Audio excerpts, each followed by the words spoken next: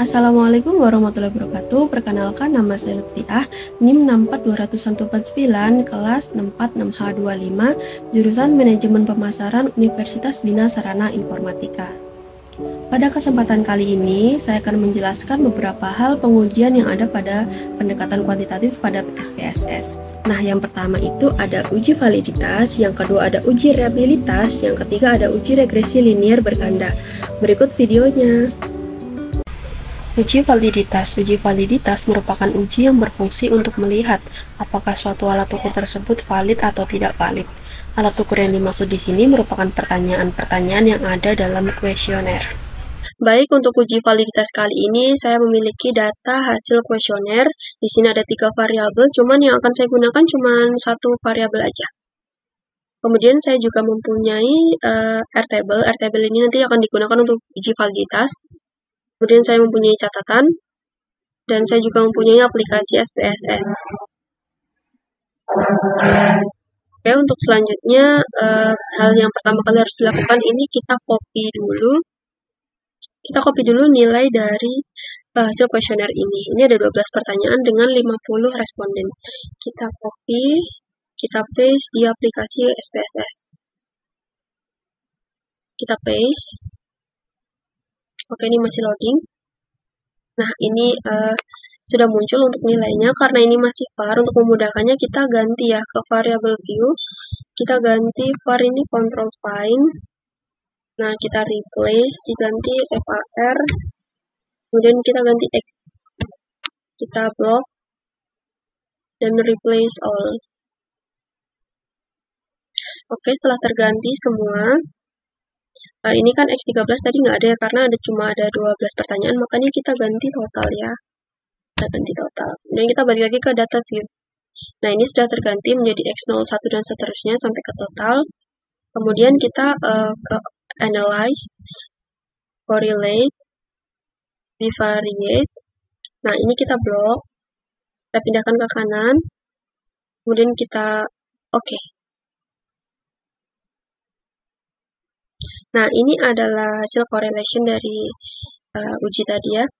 Kemudian ini ada Pearson correlation, ini ada signifikasinya total, dan N ini adalah jumlah respondennya. Kita lihat ke catatan dulu. Di sini dalam uji validitas itu dasar pengambilan uji validitas Pearson membandingkan nilai R hitung dengan nilai R table. Yang pertama itu jika nilai R hitung lebih dari R table maka valid. Jika nilai R hitung kurang dari R table maka tidak valid. Nah, untuk mencari nilai R table-nya, ini N-nya kan 50 respondennya. Pada signifikasi 5%, pada distribusi R table statistik, maka diperoleh nilai R table adalah 0,279. Nah, 0,279 ini kita lihat dari R table ya. Kita buka R table. Kita kan tadi jumlah respondennya ada 50. Kita lihat yang 50. Ini 50 N-nya, kemudian kita pakai yang total. Total ini nilainya 0,279. Maka untuk hasilnya tadi ini sebentar kita lihat ya. Maka tadi nilai R table-nya adalah 0,279. Kemudian untuk melihat nilai signifikasi, jika nilai signifikasi kurang dari 0,05 maka valid. Jika nilai signifikasi lebih dari 0,05 maka tidak valid. Nah, kita cek di signifikasinya ini ya, signifikasi total.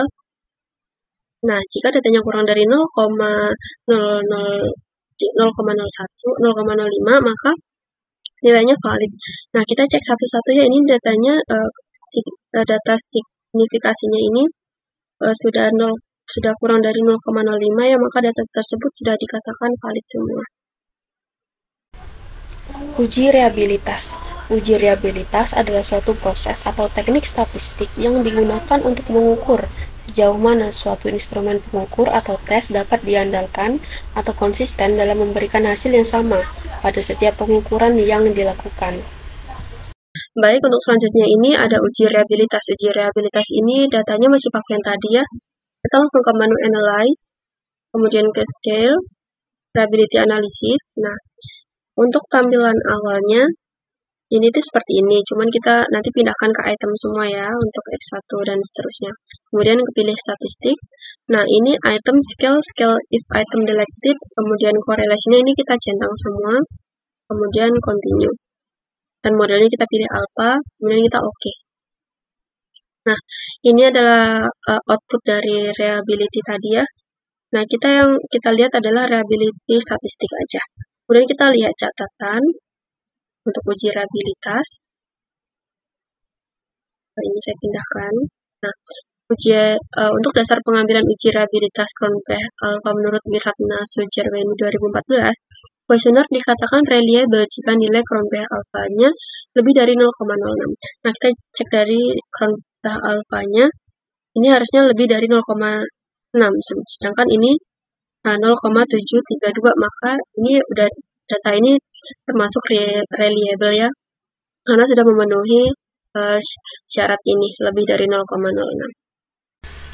Uji regresi linear berganda. Regresi linear berganda merupakan model regresi yang melibatkan lebih dari satu variabel independen.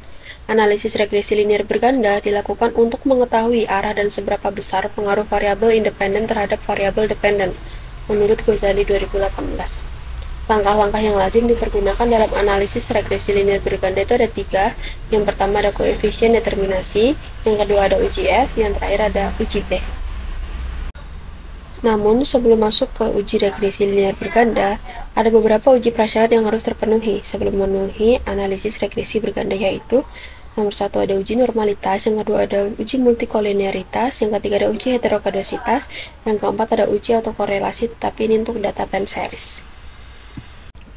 Uji normalitas. Uji normalitas data adalah pengujian yang harus dilakukan sebelum melakukan pengujian hipotesis yang bertujuan untuk data yang telah dikumpulkan berdistribusi normal atau diambil dari populasi yang normal. Baik, untuk uji analisis regresi linear berganda, saya menggunakan 3 variabel. Yang pertama ini variabel 1, X1 kemampuan, kemudian X2-nya lingkungan kerja, dan Y-nya nih kinerja. Untuk uji normalitas, maka kita harus copy dulu untuk total dari hasil kuesioner tadi. Kita copy ke SPSS. Ini X1-nya tadi kita copy. Kemudian untuk X2-nya juga kita copy.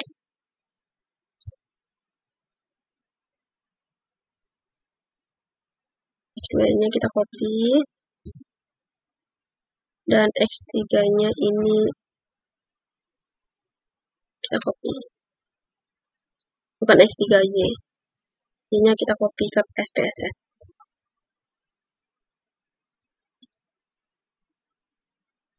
Oke, ini kita ganti dulu ke variabelnya, kita ganti dulu ya. Ini X1, kemudian ini X2, yang ketiga ada Y. Untuk labelnya kita ganti sesuai nama dari kuesioner tadi ya. Ini variabelnya untuk X1 kemampuan, lingkungan kerja, dan kinerja. Maka kita ubah juga di SPSS. Ini tadi yang pertama kemampuan, yang kedua X2-nya ini lingkungan kerja, lalu Y-nya ini kinerja. Oke, kita balik lagi ke data view. Di data view ini, kita langsung ke analyze, kemudian non-parametric test, kita legasi dialog, kita pilih sampel KS. Nah, ini untuk variabelnya kita pindahkan ke kanan semua, dan langsung kita OK saja. Nah, ini untuk outputnya ya. Untuk outputnya ini, kita nanti hanya lihat di semtik signifikasi totalnya untuk variabel kemampuan, dan lingkungan kerja, dan kinerja. Oke, kita lihat catatan. Ini di sini dasar pengambilannya, jika nilai signifikasi kurang dari 0,05 maka data berdistribusi tidak normal. Jika nilai signifikasi lebih dari 0,05 maka data berdistribusi normal. Nah, ini kita cek untuk variabel kemampuan. Ini nilai signifikasinya 0,03, maka kurang dari 0,05 maka data ini tidak berdistribusi normal. Dan untuk lingkungan kerja, kita juga cek lagi, untuk nilainya 165 berarti lebih dari 0,05 maka datanya berdistribusi normal. Untuk variabel kinerjanya, ini datanya kurang dari 0,01 maka dapat disimpulkan bahwa data ini tidak berdistribusi normal.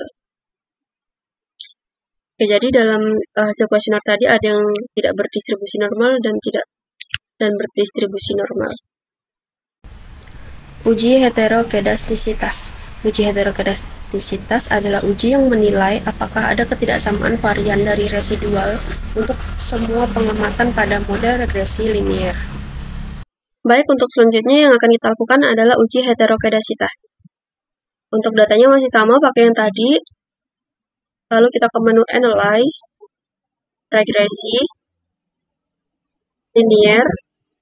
Nah, untuk variabel dependent kita pakai yang Y, kinerja. Kemudian untuk variabel independennya kita pakai yang variabel X.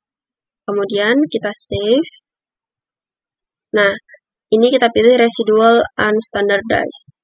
Kemudian continue. Dan oke. Nah, ini untuk datanya kita abaikan dulu. Kemudian kita go to data. Nah, untuk datanya tadi udah muncul ya, res underscore satunya. Lalu langkah selanjutnya kita ke menu transform, kemudian compute variable. Nah, ini kita ganti, kita ketik res 2. Nama expressionnya ini ABS underscore res. Kemudian kita kurung buka, kita pilih underdice ini, kita masukkan ke kanan, kita kurung tutup, kita oke aja. Nah, kita go to data lagi. Nah, ini maka udah muncul ya res underscore 1 dan res 2 nya. Kemudian untuk langkah selanjutnya kita langsung analyze, regression, linear. Nah, untuk ini variabel dependentnya kita balikin ke kiri, kemudian resnya ini kita kanan, lalu kita save-nya tadi kita unchecklist ya, kemudian continue, dan oke. Ini untuk outputnya kita pakai yang, kita lihat yang koefisien aja ya. Untuk koefisien ini kita lihat catatan kita pindahkan ke kanan supaya lebih gampang lihatnya. Nah, di sini untuk dasar pengambilannya untuk uji hetero ini, jika nilai signifikasinya lebih dari 0,05 maka tidak terjadi hetero dalam model regresi. Nah, jika nilai signifikasinya kurang dari 0,5 maka kesimpulannya terjadi hetero. Nah, kita lihat pada nilai signifikasinya untuk variabel kemampuan ini nilainya 0,06. Maka ini lebih dari 0,05 ya, maka tidak terjadi hetero. Dan kemudian yang kedua ini untuk variabel lingkungan kerja ini nilainya lebih dari 0,05 maka tidak terjadi hetero juga untuk kedua variabel ini. Uji multikolenialitas. Uji multikolenialitas ini dimaksudkan untuk menguji apakah terdapat korelasi yang tinggi atau sempurna antara variabel bebas atau tidak dalam model regresi. Baik, untuk uji prasyarat yang ketiga ini ada uji multikolenialitas. Maka yang harus kita lakukan pertama kali ini ada langsung analyze, kemudian ke regression, linear. Nah, ini kita ulang kembali ya, kayak seperti tadi di awal. Ini dependennya ini variabel Y, kinerja. Lalu kita pilih statistik. Nah, ini estimate, model fit, sama collinearity diagnostiknya kita checklist. Continue. Oke. Nah, kita lihatnya sebentar, kita scroll ke bawah. Nah, kita ini udah ada tambahannya untuk collinearity tolerance sama ya, FIF-nya. Nah, kita lihat catatan lagi.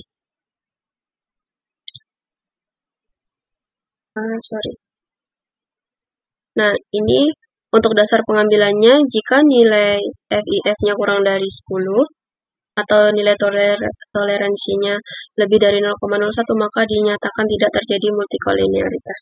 Dan sebaliknya, jika nilai FIF-nya lebih dari 10 atau nilai toleransinya kurang dari 0,01, maka dinyatakan terjadi multikolinearitas. Nah, maka dari itu kita langsung lihat saja dari sini ya. Untuk ini collinearity toleransinya dan FIF-nya. Nah, tadi kita lihat untuk nilai toleransinya ini adalah kurang dari 10, maka nilai toleransinya ini kurang dari 10 dan FIF-nya ini adalah lebih dari 0,01. Maka untuk variabel kemampuan ini kesimpulannya dinyatakan tidak terjadi multikolinearitas. Dan untuk selanjutnya, untuk variabel lingkungan kerja, ini toleransinya sama juga, kurang dari 10, nilainya 889. Dan untuk nilai FIF-nya ini lebih dari 0,01, maka dinyatakan kedua variabel ini tidak terjadi multikolinearitas, maka aman. Nah, selesai sudah untuk tiga uji prasyarat ini, maka dari itu kita bisa langsung melanjutkan untuk uji regresi bergandanya dari uji T, uji F, dan koefisien determinasi. Analisis regresi linier berganda. Baik, untuk analisis regresi linier berganda, saya jelaskan konsepnya dulu. Analisis regresi bertujuan untuk mengetahui ada atau tidaknya pengaruh variabel independen atau bebas atau X terhadap variabel dependen atau terikat Y. Kemudian yang kedua ada uji T, bertujuan untuk mengetahui ada atau tidaknya pengaruh parsial atau sendiri yang diberikan variabel independen atau bebas atau X terhadap variabel dependen atau terikat atau Y. Dan yang ketiga ada uji F. Uji F ini bertujuan untuk mengetahui ada atau tidaknya pengaruh simultan atau bersama-sama yang diberikan variabel independen atau bebas atau X terhadap variabel dependen atau terikat Y. Kemudian yang terakhir ada koefisien determinasi, berfungsi untuk mengetahui berapa persen pengaruh yang diberikan variabel X terhadap secara simultan atau bersama-sama terhadap variabel Y.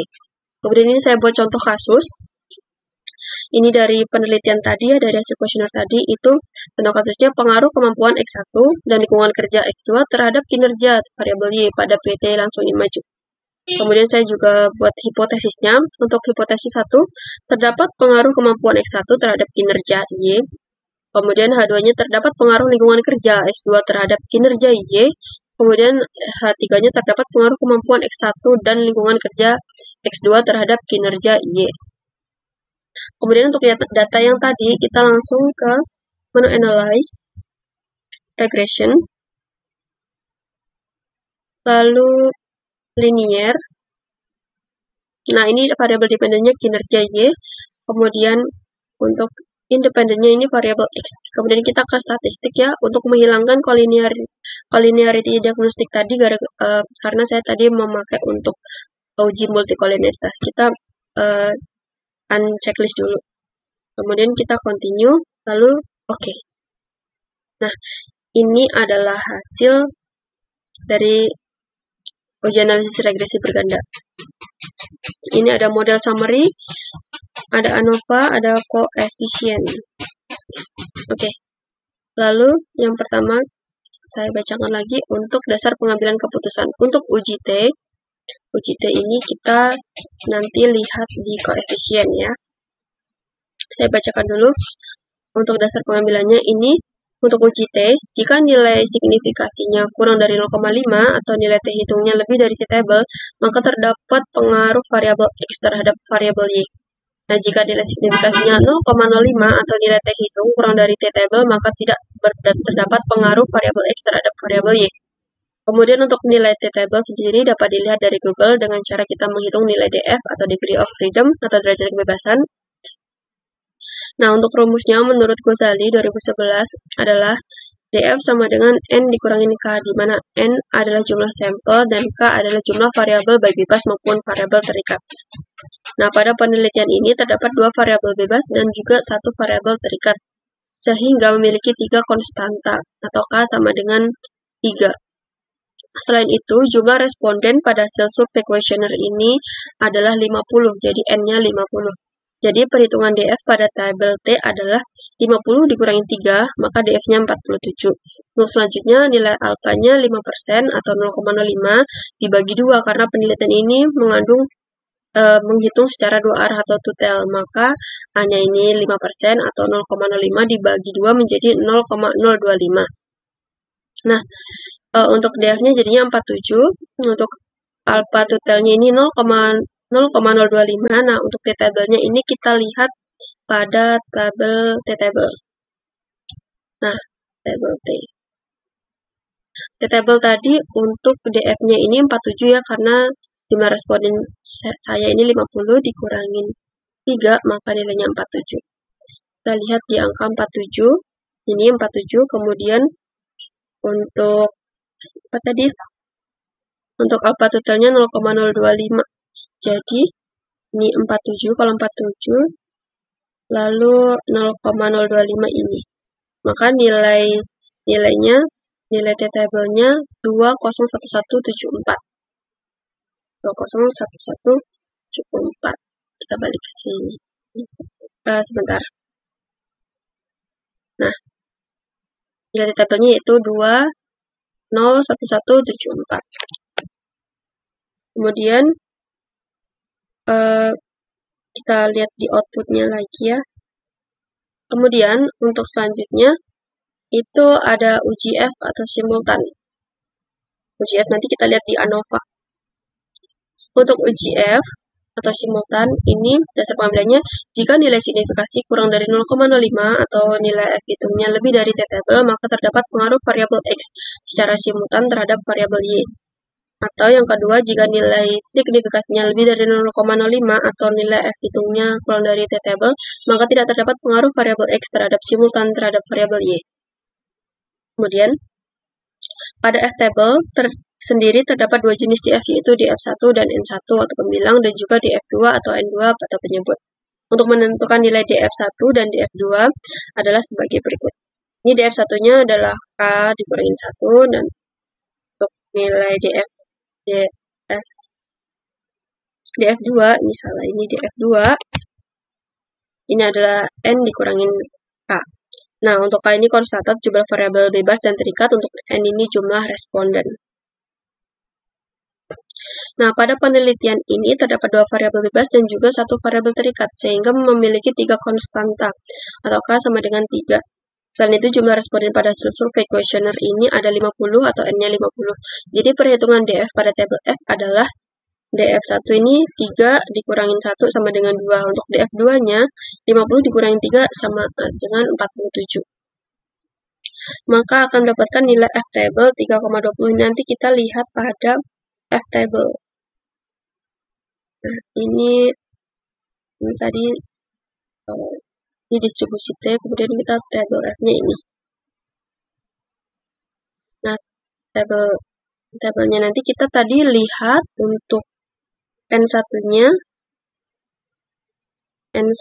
ini tadi, untuk DF1-nya ini 2, DF2-nya 47, berarti 2 sama 47 kita lihat. Ini 2, dan ini 47. Nah, 47 ini 3,2, jadi nilainya 3,2 untuk F-table-nya. 3,20 ya, sama, jadi ini 3,20 ada nilai dari F-table. Kemudian kita lihat outputnya lagi. Nah, untuk selanjutnya ini ada pengujian hipotesis. Pengujian hipotesis ini yang pertama, pengujian hipotesis H1 dan H2 dengan uji T. Nah, ini kita bisa lihat pada koefisien ya. Untuk uji T tadi, ini hasil koefisien ini saya copy dari SPSS, ini nilainya sama. Semuanya, karena sudah saya copy terlebih dahulu untuk mempercepat waktu ya. Nah, Nah, sesuai dasar pengambilan tadi ya, untuk uji T-nya, ini kalau kurang dari 0,5 ini ada pengaruh. Kalau lebih dari 0,05 tidak ada pengaruh. Nah, jadi ini hasilnya kita lihat di tabel T dan signifikasinya. Ini untuk kesimpulannya. Untuk pengujian hipotesis H1, diketahui nilai signifikasi untuk pengaruh parsial X1 terhadap Y adalah sebesar 0,435. Ini yang ini untuk variabel kemampuan, atau lebih besar dari 0,5.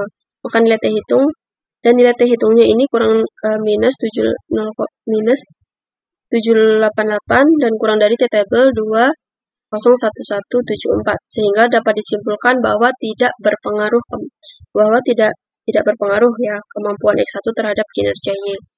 Kemudian untuk hipotesis 2-nya, untuk kesimpulannya diketahui nilai signifikasi untuk kemampuan parsial X2 terhadap Y adalah sebesar kurang dari 0,001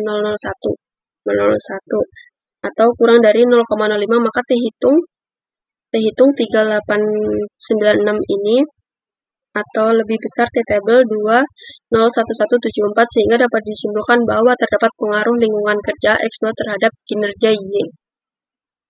Kemudian selanjutnya untuk uji F. Uji F ini kita ambil dari ANOVA ini ya. ANOVA dari SPSS, ini saya copy juga, sudah saya copy, dan nilainya juga sama, 7736 dan 0,01. Nah, untuk kesimpulan dari uji F-nya ini, diketahui nilai signifikasi untuk pengaruh simultan X1 dan X2 terhadap Y adalah sebesar 0,01 atau kurang dari 0,05, dan nilai F hitungnya 7736 atau lebih dari 320, sehingga dapat disimpulkan bahwa H3 diterima dan berarti terdapat pengaruh kemampuan X1 dan lingkungan kerja X2 secara simultan terhadap kinerja atau variabel Y. Kemudian untuk koefisien determinasi. Koefisien determinasi ini kita ambil dari model summary.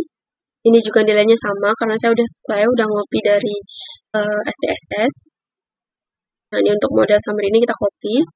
Kemudian kita beri kesimpulan, berdasarkan output di atas diketahui nilai R square sebesar 0,248, ini R square, mengandung arti bahwa pengaruh variabel X1 secara simultan bersama-sama terhadap variabel Y adalah sebesar 24,8%, sehingga sisanya dipengaruhi oleh variabel lain yang tidak terdapat pada penelitian ini. Dan untuk persamaannya kita juga lihat dari koefisiennya ya. Koefisien ini sudah saya buat, ini sama dengan Y 4031. Ini untuk nilai dari ininya, kemudian dikurangin, ini karena minus jadi saya kurangin 214 X1-nya, kemudian ditambah 0,891 atau X2-nya dari lingkungan kerja. Maka selesai sudah untuk ketiga uji ini, ada uji validitas, uji reliabilitas, dan uji analisis regresi linear berganda. Demikianlah penjelasan dari saya, kurang lebihnya mohon maaf. Terima kasih. Wassalamualaikum warahmatullahi wabarakatuh.